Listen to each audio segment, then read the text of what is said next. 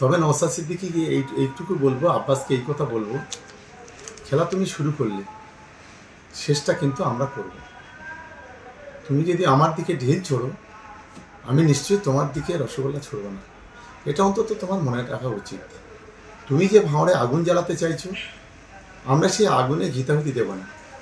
সেই আগুনে জল দিয়ে আমরা সেই আগুনটাকে শান্ত করার চেষ্টা করব। এত খারাপ সময় আমার রাজনৈতিক আছে, শওকত মোল্লাও বুঝতে পেরে গেছে ভাঙড়ের মাটি তথা রাজ্যের মানুষ আবার নতুন করে পালা বদলের জন্য প্রস্তুত নিচ্ছে।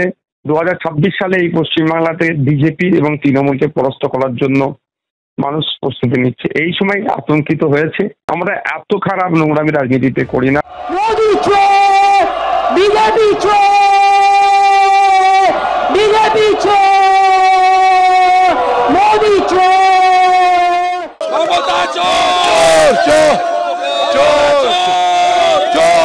বৃহস্পতিবার তৃণমূল বিজেপির পরস্পরের উদ্দেশ্যে চোর স্লোগানে উত্তাল হয়েছিল বিধানসভা।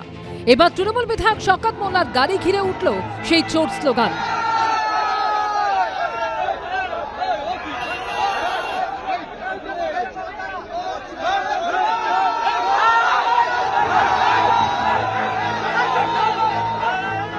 শওকত মোল্লা যে ভাঙড়ের তৃণমূলের পর্যবেক্ষক, সেই ভাঙড়েই ঘটল এই ঘটনা। বৃহস্পতিবার ঘটকপুকুরে আইএসএফ বিধায়ক নওশাদ সিদ্দিকীর দাদা আব্বাস সিদ্দিকীর একটি কর্মসূচি ছিল।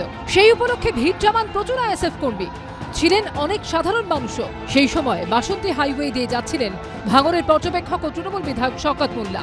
রাত 8টা নাগাদ তিনি ঘটকপুকুরে পৌঁছতেই গাড়ি লক্ষ্য করে ওঠে চোর স্লোগান।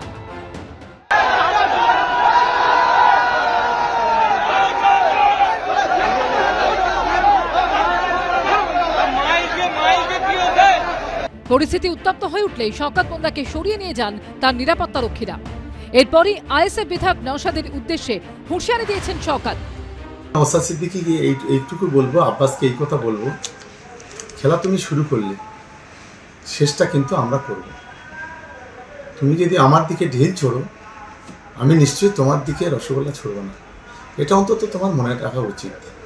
তুমি যে ভাঁড়ে আগুন জ্বালাতে চাইছো, আমরা সেই আগুনে ঘিতাহুতি দেব না। সেই আগুনে জল দিয়ে আমরা সেই আগুনটাকে শান্ত করার চেষ্টা করব। পাল্টা সরাসরি জবাব দিয়েছেন নওশাদ সিদ্দিকী। এত খারাপ সময় আমার রাজনৈতিক আছে, শওকত মোল্লাও বুঝতে পেরে গেছে ভাঙড়ের মাটি তথা রাজ্যের মানুষ আবার নতুন করে পালা বদলের জন্য প্রস্তুত নিচ্ছে।